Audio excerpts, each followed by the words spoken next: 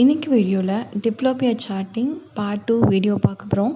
இந்த வீடியோவில் டிப்ளோபியா சார்ட்டிங்கை எப்படி பெர்ஃபார்ம் பண்ணுறது, அந்த ரிசல்ட்ஸை எப்படி ரெக்கார்ட் பண்ணுறது அண்ட் அதை எப்படி இன்டர்ப்ரெட் பண்ணுறது வித் எக்ஸாம்பிள்ஸோட இந்த வீடியோவில் பார்க்கலாம். நான் பார்ட் 1 வீடியோவில் சொன்ன மாதிரி எக்ஸ்ட்ராகுலர் மசில்ஸோட ஆக்ஷன்ஸை சைடில் எடுத்து வச்சுக்கோங்க, இல்லை நீங்கள் மெமரைஸ் பண்ணிக்கோங்க.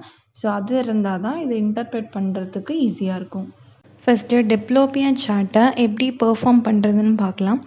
பேஷண்ட் வந்து ஒரு பிளேன் வால்லேருந்து 1/2 மீட்டர் தள்ளி உட்கார வச்சுக்கணும். பேஷண்ட் வந்து கம்ஃபர்டபுளாக உட்காந்துருக்காங்களான்றத ஒரு வாட்டி செக் பண்ணிக்கோங்க. அண்ட் பேஷண்ட்டோட தலை வந்து ஸ்டில்லாக தான் இருக்கணும். ஹெட்டை வந்து பேஷண்ட் மூவ் பண்ணக்கூடாது. கண்ணை மட்டும்தான் மூவ் பண்ணி நம்ம கொடுக்குற லைட்டை பேஷண்ட் பார்க்கணும். அண்ட் ப்ரொசீஜர் என்ன பண்ண போகிறோம் அப்படின்றத டீட்டெயிலாக பேஷண்ட்க்கு சொல்லிடணும். அவங்க என்ன பண்ணணும், என்னென்னலாம் பண்ணக்கூடாதுன்றதை முன்னாடி இன்ஃபார்ம் பண்ணிடணும். அடுத்தது red and green goggles, Armstrong காகல்ஸ்ன்னு சொல்லுவோம். அதை பேஷண்ட் கண்ணுக்கு முன்னாடி வச்சிடணும். கன்வென்ஷனலாக நம்ம ரைட் ஐ முன்னாடி ரெட் ஃபில்டரும் லெஃப்ட் ஐ முன்னாடி க்ரீன் ஃபில்டரும் தான் யூஸ் பண்ணுறோம். ஸோ அதை இங்கே ஃபாலோ பண்ணிக்கலாம். அதுக்கப்புறம் நம்ம கொடுக்குற லைட் சோர்ஸ் வந்து லீனியர் லைட் சோர்ஸாக இருக்கணும். அதுக்கு வந்து நம்ம ரெட்டினோஸ்கோப் யூஸ் பண்ணிக்கலாம். டிப்ளோபியா சார்ட்டிங்கோட செட்டப் இப்படி தான் இருக்கும். வால்லேருந்து 50 சென்டிமீட்டர்ஸ், அதாவது 1/2 மீட்டர் தள்ளி பேஷண்ட் உட்காந்துருப்பாங்க. கரெக்டாக பேஷண்ட்டோட ஹெட்டுக்கு மேலேருந்து நம்ம லீனியர் லைட்டை வந்து ஷைன் பண்ண போகிறோம். ஸோ லைட் 9 பொசிஷன் ஆஃப் கேஸ்லேயுமே நம்ம ஷைன் பண்ணுவோம். ஸோ ஒரு பொசிஷன்லேயும் வந்து லைட் எப்படி இருக்குது அப்படின்றத பேஷண்ட் நமக்கு சொல்லணும். அடுத்தது இம்பார்ட்டண்ட்டான ஒரு விஷயம், நம்ம பேஷண்ட்டை ஹிஸ்ட்ரி கலெக்ட் பண்ணுறப்பவே அது வெர்டிக்கல் டிப்ளோபியாவா இல்லை ஹாரிசாண்டல் டிப்ளோபியாவான்றது நமக்கு தெரிஞ்சிடும். இன்கேஸ் அது ஹாரிசாண்டல் டிப்ளோபியா, அதாவது சைட் பை சைடு வந்து 2 இமேஜ் தெரியுது அப்படின்னா நம்ம வெர்டிக்கல் ஸ்ட்ரீக் வந்து ரெட்டினோவில் காமிக்கணும். அதே மாதிரி வெர்டிக்கல் டிப்ளோபியா, மேலே கீழே இமேஜஸ் தெரியுதுன்னு பேஷண்ட் சொல்கிறாங்கன்னா நம்ம ஹாரிசாண்டல் ஸ்ட்ரீக் வந்து காமிக்கணும். ஃபஸ்ட்டு ப்ரைமரி பொசிஷனில் அந்த லைட் வச்சு லைட் எப்படி இருக்குங்கிறத காமிக்கணும். ஃபாலோட் பை அதர் 8 பொசிஷன்ஸ்லேயும் வந்து லைட் காமிச்சு நம்ம லைட் ஒரு பொசிஷன் ஆஃப் கேஸ்லேயும் எப்படி இருக்குது, அது சிங்கிளாக இருக்கா இல்லை டபுளாக தெரியுதான்னு கேட்கணும். அண்ட் டபுளாக தெரிஞ்சிச்சுன்னா ரெட் எந்த பக்கம் இருக்குது, க்ரீன் லைட் எந்த பக்கம் இருக்குதுன்னு கேட்கணும். அண்ட் அதுக்கு நடுவில் இருக்க கேப் வந்து எவ்வளோன்றது அப்ராக்சிமேட்டாக சொல்லணும். அண்ட் மேலே கீழே இருக்கா இல்லை ரெண்டுமே வந்து பேரலாக இருக்கா அப்படின்னு கேட்கணும்.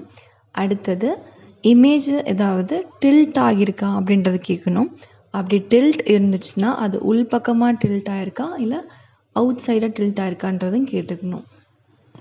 நம்ம ரிசல்ட்ஸ் எப்படி ரெக்கார்ட் பண்ணுவோம் அப்படின்னா as if examiner is the patient. So பேஷண்ட்டுக்கு பின்னாடி இருந்து தான் நம்ம இந்த டெஸ்ட்டே பெர்ஃபார்ம் பண்ணுறோம். ஸோ பேஷண்ட் வந்து என்ன வியூ பண்ணுறாங்களோ அதே தான் நம்மளும் வந்து ரெக்கார்ட் பண்ணணும். ஸோ கிரிட்டோட லெஃப்ட் தான் பேஷண்ட்டோட லெஃப்ட் சைடும், அதே மாதிரி கிரிட்டோட ரைட் சைடு தான் பேஷண்ட்டோட ரைட் சைடும். இதை வந்து நம்ம மாற்றி எழுதக்கூடாது. இது நம்ம மாற்றி எழுதுகிறப்போ நமக்கு கன்ஃபியூஷன் வரும் அண்ட் இதை மிஸ்டயக்னோஸ் பண்ணுறதுக்கும் சான்ஸ் இருக்குது. ஸோ இதை மட்டும் கேர்ஃபுல்லாக ஞாபகம் வச்சுக்கணும். ஸோ எப்போவுமே இந்த கிரிட் நம்ம வரைகிறப்போ லெஃப்ட் சைடை வந்து எல்லனும் ரைட் சைடு வந்து ஆர்னும் மார்க் பண்ணி வச்சுக்கிறது நல்லது. ஏன்னா இந்த ரிப்போர்ட்டை வந்து மற்றவங்க யாரும் பார்க்குறப்போ அவங்களும் வந்து மிஸ்டயக்னோஸ் பண்ணாமல் இருக்கிறதுக்கு இது யூஸ் ஆகும். அண்ட் முன்னாடி சொன்ன மாதிரி ரெட் ஃபில்டரை வந்து ரைட் ஐலையும் க்ரீன் ஃபில்டரை வந்து லெஃப்ட் ஐலையும் போட்டு டெஸ்ட்டை பெர்ஃபார்ம் பண்ணணும். ஸோ நான் முன்னாடி சொன்ன மாதிரி இந்த டெஸ்ட்டை வந்து நம்ம எழுதி முடித்ததுக்கப்புறம் என்னென்ன பார்க்கணுன்னா, இது ஹாரிசாண்டல் டிப்ளோபியாவா இல்லை வெர்டிக்கல் டிப்ளோபியாவான்றதை ஒரு வாட்டி கன்ஃபார்ம் பண்ணிக்கணும். அதுக்கு அடுத்தது ரெண்டுத்துக்கும் நடுவில் உள்ள கேப் எவ்வளோன்றது அப்ராக்சிமேட்டாக நம்ம சென்டிமீட்டர்ஸில் வந்து மென்ஷன் பண்ணணும். அதுக்கப்புறம் டில்ட் எதுவும் இருக்கான்றதை பார்க்கணும். டில்ட் இருந்தால் எந்த ஐயோட இமேஜ் வந்து டில்ட்டாக இருக்குன்றதை நோட் பண்ணிக்கணும். அண்ட் அந்த டில்ட் வந்து இன்சைடாக இருக்கா இல்லை அவுட் சைடாக இருக்கான்றதை நோட் பண்ணிக்கணும். அண்ட் மெயினாக எந்த ஐயில் எந்த ஃபில்டர் போடுறீங்கன்றது மஸ்ட்டாக எழுதணும். ஏன்னா எல்லா கிளினிக்ஸ்லேயும் எல்லா ப்ராக்டிஸ்லேயும் வந்து இதை ஃபாலோ பண்ணுவாங்கன்றது வந்து சொல்ல முடியாது. ஸோ நம்ம சேஃப்டி பர்பஸ்க்காக எந்த ஐயில் எந்த ஃபில்டர் போட்டிருக்கோன்றத இது எல்லாம் எழுதுறதுக்கு முன்னாடி எழுதுறது பெட்டர். அடுத்தது இந்த ரிசல்ட்ஸை எப்படி இன்டர்ப்ரெட் பண்ணுறதுன்னு பார்க்கலாம். position in which separation of two diplopic images is greatest generally indicates the field of gaze of parietic muscle. So நம்ம வந்து 9 பொசிஷன் ஆஃப் கேஸ் வந்து இதில் ரெக்கார்ட் பண்ணியிருப்போம். இதில் எந்த கேஸில் டிப்ளோப்பியாவோட அந்த கேப் இருக்கு இல்லையா, ரெட்டுக்கும் அந்த க்ரீன் இமேஜுக்கும் நடுவில் உள்ள கேப் எந்த இடத்துல ஜாஸ்தி இருக்கோ, ஸோ அந்த கேஸில் ஒர்க் பண்ணுற மசில் தான் வந்து பேரலிசிஸ் ஆயிருக்குன்றது கன்ஃபார்ம் பண்ணலாம். ஸோ ஐ வந்து ஒரு இடத்துல பார்க்கணும் அப்படின்னா மோர் தென் ஒன் எக்ஸ்ட்ராக்டர் மசில் வந்து வேலை பார்க்கணும். ஸோ இந்த பர்டிகுலர் கேஸில் மட்டும் எந்தெந்த மசில் ஒர்க் பண்ணதுன்னு நம்ம தெரிஞ்சுக்கிட்டால் ஒரு மசிலாக வந்து நம்ம எலிமினேட் பண்ணுறதுக்கு வந்து ஈஸியாக இருக்கும். அடுத்த point, the distal image belongs to the paralytic eye. அதாவது ரொம்ப தள்ளி இருக்க இமேஜ், நம்ம சார்ட்டிங்லேயே தெரியும் வைடஸ்ட் செப்பரேஷன் ஒரு கேஸில் இருக்குது. அந்த கேஸில் வந்து எந்த இமேஜ் ரொம்ப தள்ளி போயிருக்குன்றதை பார்க்கணும். அந்த இமேஜ் எந்த ஐயோடதுன்னு தெரிஞ்சிச்சுன்னா ஸோ அந்த ஐயில் இருக்க ஏதோ ஒரு எக்ஸ்ட்ராக்டர் மசில் தான் பேராலிசிஸ் ஆகிருக்கு. அடுத்த point, torsion is greatest in the position where the secondary action of vertical muscles takes place. First விஷயம் ஞாபகம் வச்சுக்கணும், வெர்டிக்கல் டிப்ளோப்பியா இல்லை டார்ஷன் இது வந்து வெர்டிக்கல் மசில் பால்சியில் தான் வரும். வெர்டிக்கல் மசிலோட செகண்டரி ஆக்ஷனில் தான் வந்து டில்ட்டு ஜாஸ்தி இருக்கும். ஸோ நமக்கு இருக்க 4 வெர்டிக்கல் மசில்ஸ் வந்து superior rectus and oblique, inferior rectus and oblique. So இது நாலுமே வந்து வெர்டிக்கல் மசில். ஸோ superior obliqueோட செகண்டரி ஆக்ஷன் என்னது, டிப்ரெஷன். ஸோ டிப்ரெஷனில் தான் டார்ஷன் அதிகமாக இருக்கும் in case of superior oblique palsy. இப்போ எக்ஸாம்பிள்ஸ் வச்சு நம்ம இதை பார்க்கலாம்.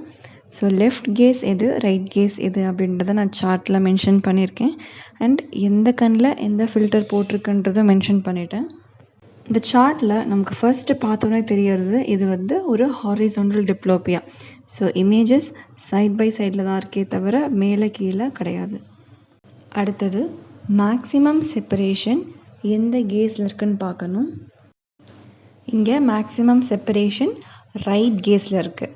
ஸோ ரைட் கேஸில் கண்ணு பார்க்கணும் அப்படின்னா எந்தெந்த மசில் ஒர்க் ஆகணும் அப்படின்னா right lateral rectus and left medial rectus.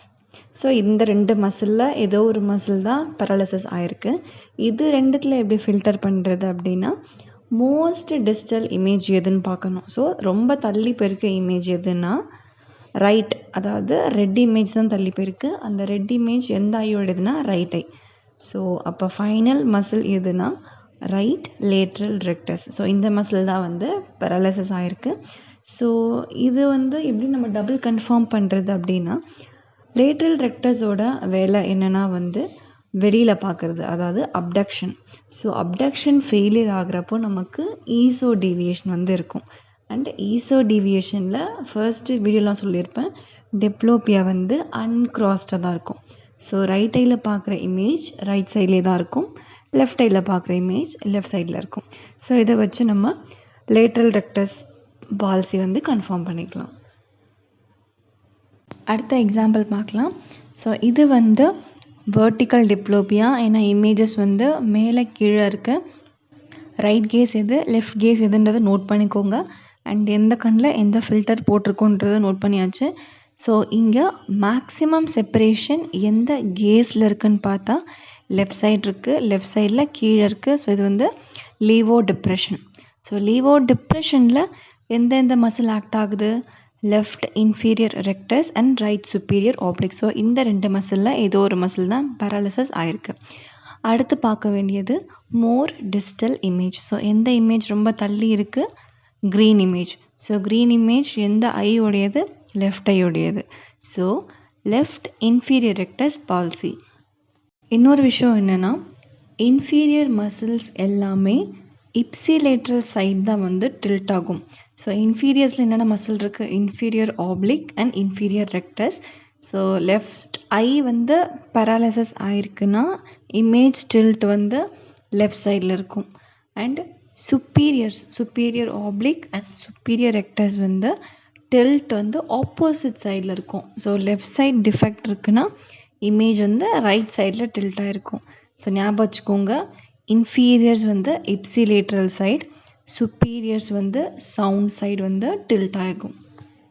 So இந்த இமேஜில் பார்த்தீங்கன்னா left inferior rectus palsy. So green image வந்து லெஃப்ட் சைடாக டில்ட் ஆகிருக்கு. இப்போது இன்ஃபீரியர் இதுவே நம்ம டபுள் கன்ஃபார்ம் பண்ணுறது அப்படின்னா இன்ஃபீரியர் ரெக்டஸோட ப்ரைமரி ஆக்ஷன் என்னென்னா டிப்ரெஷன். ஸோ இங்கே பால்சி இருக்கிறதுனால டிப்ரெஷன் ஃபெயிலியர் ஆகுது. ஸோ கண் வந்து மேலே பார்க்கும். ஸோ ஹைப்பர் டீவியேஷன் இருக்கும். அண்ட் செகண்டரி ஆக்ஷன் வந்து எக்ஸ்டார்ஷன். ஸோ இங்கே இன்சைக்ளோட்ரோபியா இருக்கும். ஸோ டெர்ஷரி ஆக்ஷன் வந்து அடக்ஷன். ஸோ அடக்ஷன் ஃபெயிலியர் ஆகிறதுனால கண் வந்து வெளியில் போகும். ஸோ எக்ஸோ டீவியேஷன் இருக்கும். ஸோ எக்ஸோ டீவியேஷன் இருந்தால் கிராஸ்டு டிப்ளோப்பியா இருக்கும். ஸோ அதுவும் இந்த இமேஜில் கன்ஃபார்ம் ஆகிடுச்சு. ரைட் ஐயோட இமேஜ் வந்து லெஃப்ட் சைட் கிராஸ் ஓவர் ஆகியிருக்கு. அண்ட் லெஃப்ட் ஐயில் பார்க்குற இமேஜ் வந்து ரைட் சைடு கிராஸ் ஓவர் ஆகியிருக்கு. ஸோ ஃபைனலி இது லெஃப்ட் இன்ஃபீரியர் ரெக்டஸ் பால்சி. அடுத்தது எக்ஸாம்பிள் 4 பார்க்கலாம்.